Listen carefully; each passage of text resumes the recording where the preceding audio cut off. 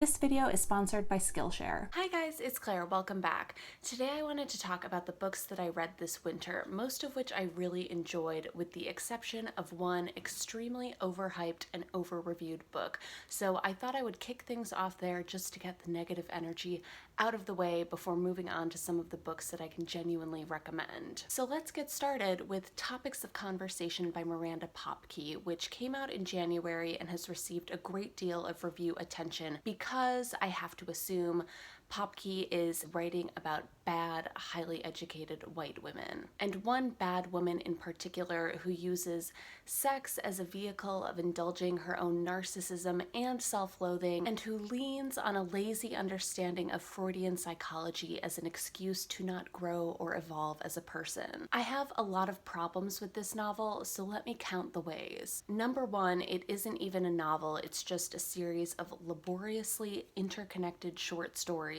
that supposedly all center around one woman at various stages of her life. And each story in this book is structured around a series of conversations that this nameless narrator has, mostly with other women, about sex, desire, attraction, power, abuse, self-loathing, being a woman, etc. And the only reason that you can tell that these stories are all about the same woman is that Miranda Popkey tells you they are. And instead of having something to say about, I don't know, narrative deconstruction, the fragmented structure of this novel ultimately just makes the whole book feel like a series of MFA writing exercises. There's literally a whole chapter about Norman Mailer stabbing his wife, which is shoehorned into the book through a YouTube video that the narrator supposedly comes across and watches in its entirety. And I'm just like, thanks for the info, I guess, but what does this really have to do with anything? Number two, beyond the uninspired structure of this book, the actual writing itself drove me up the wall. Miranda Popkey writes dialogue and conversation in such a way that you can tell she's trying to replicate the sounds and rhythms of actual speech, the way sentences trail off, the way people interrupt themselves and each other. But instead of feeling naturalistic, her dialogue instead ends up sounding extremely affected and mannered, and too often these conversations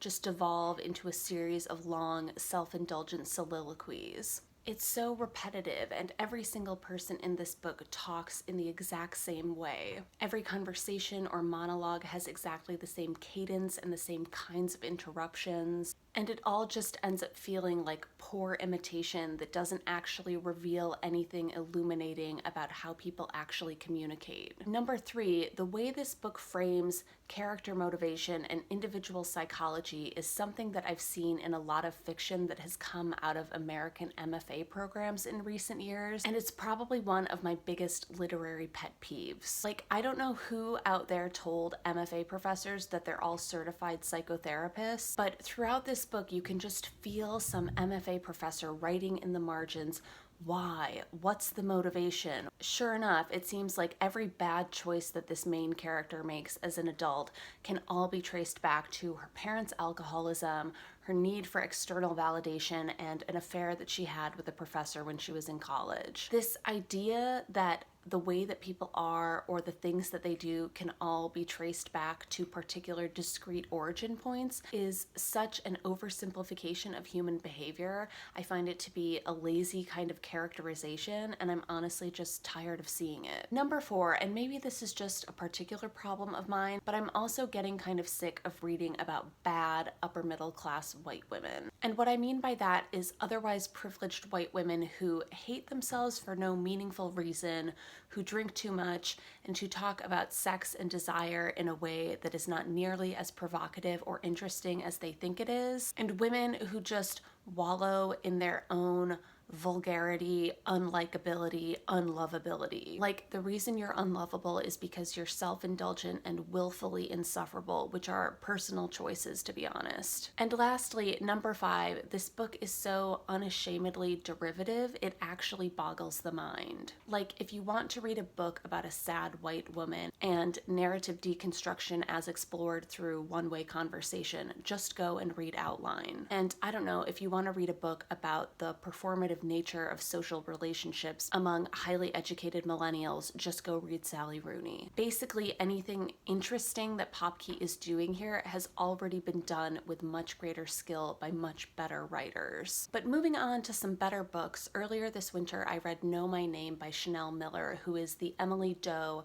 of the infamous Stanford rape case, and whose victim impact statement went viral in 2016 after a judge sentenced defendant Brock Turner to just 6 months in prison after he was convicted of 3 counts of felony sexual assault. In this memoir, Chanel Miller comes forward to tell her story for the first time and to reclaim her agency and identity. And one of the major responses to this book seems to be a kind of awe and surprise at just how eloquent and articulate and talented a writer Chanel Miller is. Even though that really shouldn't come as such a shock, because part of the reason her victim impact statement resonated so deeply and so widely is because of how exceptionally well written and unforgettable it was. But I also think that's all testament to the ways in which our justice system and our cultural court of public opinion views victims of sexual assault through a very narrow and one-dimensional lens. And this book thankfully does so much to correct that narrative and idea and to restore Chanel Miller to her full personhood and who she is in all her multitudes. Whether it's her as a fiercely protective older sister, her as a young woman in love, her as the daughter of a writer who has her own creative impulses and ambitions, or her as just a person in her early 20s trying to figure out what she wants from life. As you might expect, this book does an excellent job of exploring the ways in which our justice system places an undue burden on victims, and it underscores in particular the logistical and financial and emotional nightmare that is pursuing prosecution in America's court system, and how our broader cultural conversation about sexual assault too often flattens and reduces victims quite literally into faceless Emily Does. And I think the most illuminating aspect of this book is the way in which Chanel Miller wrestles with that horrible tension between her whole and complete personhood and this role of Emily Doe that she's forced and expected to play. It's really a remarkable book and one that we're lucky to have, and what makes it so valuable is that it is in so many ways so specific to Chanel Miller's life and experiences, and yet at the same time, through its very specificity, it also provides a voice and a face for an experience that so often robs so many people of just that. Next up, I have If I Had Your Face by Frances Cha, which comes out in April, and this book follows 5 women living in the same low-rent apartment complex in Seoul, Korea. And all of these women come from rather trying circumstances and backgrounds. Some of them grew up in an orphanage together. One of them is mute due to an undisclosed trauma that occurred in her past life. One of them works as a room salon girl catering to the pleasures and whims of louche businessmen. One of them is trying to get a series of facial surgeries so that she too can work in a room salon and make more money. And one of them is an artist with a much wealthier boyfriend who is very used to getting what he wants. And in various ways, this book follows these women as they navigate the unremitting misogyny of modern Korean society. And not only that, but also how they navigate all of that misogyny while also trying to navigate poverty, and while they also try to pull themselves up bit by bit from the lower economic rungs of society. And I found this to be a compulsively readable, if at times unrelentingly grim book. Frances Cha really doesn't give her characters or the reader any easy outs, and I would say that my only major problem with this book is that I found each of the characters so interesting and so rich and so potentially able to command an entire novel of her own, that the 288 pages that they all collectively get doesn't really feel like enough. I just would have loved to see each of these women's stories fleshed out in more detail. I would have loved more information about their backgrounds. I would have loved if they had all had their own long, satisfying individual arcs, because as it is, this book was so good up until the point that it ended quite abruptly and left me wanting a lot more. But I did enjoy it, and I guess that just means I'll be keeping my eye out for whatever Frances Cha comes out with next. Before I get into my next read, I wanted to take a second to talk to you about Skillshare, who are kindly sponsoring this video. Skillshare is an online learning platform offering thousands of classes for curious people looking to explore their creativity, deepen their passions, and develop their skills. They offer a huge breadth of classes, from Instagram-worthy photography for any of you bookstagrammers out there, to modern money habits, to a class on how to start writing your memoir taught by none other than Mary Carr. I know I've been talking lately about wanting to read more and post on BookTube more, so I took a Skillshare class recently called Real Productivity: How to Build Habits That Last, because I think I have a problem with expecting a lot of myself productivity-wise, but also making to-do lists that are way too ambitious and that kind of leave me feeling so daunted that I end up not getting anything done. So one of the tips in this class was how to set reasonable and realistic goals, which sounds obvious, but is also something that I definitely need to be reminded of. Each Skillshare class will connect you with a community of millions of other creatives and learners, and each class includes projects that will help you develop your creativity in a meaningful way. Most classes are under 60 minutes, meaning you can incorporate Skillshare into your busy schedule, and it's also incredibly affordable with annual memberships starting at less than $10 a month. So if you're interested in exploring your creativity through Skillshare,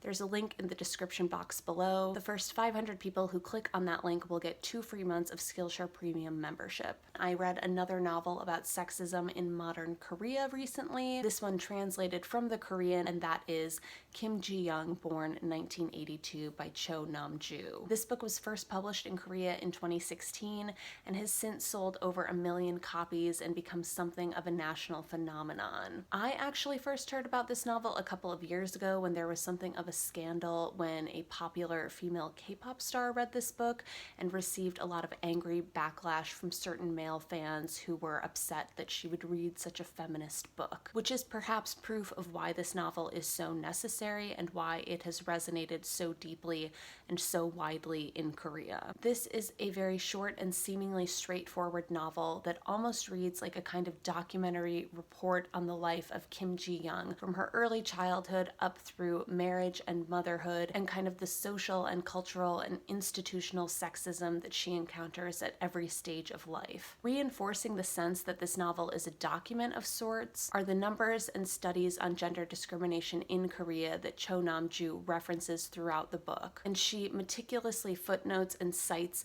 each claim and statistic, almost as if she, as the author, is already anticipating a certain pushback against the book. And to be honest, a lot of this book is deceptively simple and unremarkable, but I think a lot of its power comes from just how ordinary and generic Kim Ji-young's experiences are. Not only is Kim Ji-young an extremely common name for women born in Korea in 1982, but as she grows up, the sexism that Ji-young experiences is sadly not very shocking or surprising. But Cho Nam-ju has a way of piling these seemingly small insults on top of each other relentlessly, so that over time you start to feel the crushing weight of it, the sheer exhaustion and powerlessness and building impotent rage that Ji-young starts to feel in the face of all of it. And in the end, that makes for a very potent and effective book. While reading it, I found myself thinking a lot about The Vegetarian by Hong Kong, which was written about 10 years earlier, but which deals with a lot of the same themes,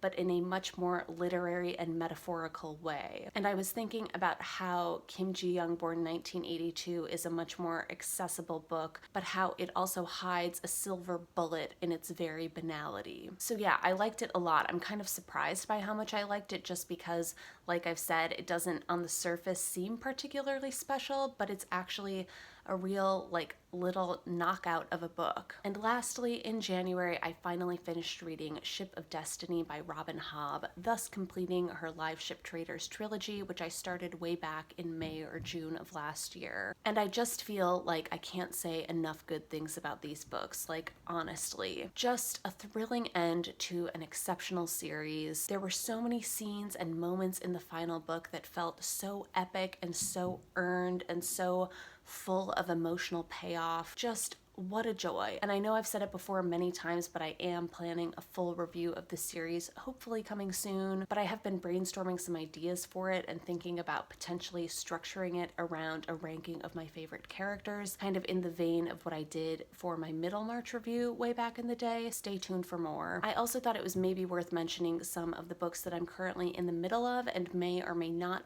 end up finishing. I picked up a copy of Life After Life by Kate Atkinson at a bookstore in Boston a few weekends ago. I've heard a lot of great things about Kate Atkinson over the years and actually ended up reading a big chunk of this book on the bus ride home, thinking that with its combination of time travel and British historical fiction, it might help me kind of fulfill my 2020 reading goal of exploring more genres. And I have to say, I was really into this book for about a week and got halfway through it, but at this point we're now in the middle of the Blitz in London, and I've realized that this is very much a World Wars book more than anything, and I honestly just don't know if I'm that interested. The time travel device in which the main character restarts her life from the beginning every time that she dies is unfortunately not as interesting as I was hoping it was going to be, so I don't know if I'm actually going to finish reading that, which is a bummer because I've read like 300 pages of it. I also started listening to Such a Fun Age by Kiley Reid, which I similarly got about halfway through in one weekend, and I enjoyed it well enough. It reminds me in some ways of a slightly better version of Little Fires Everywhere by Celeste Ng, at least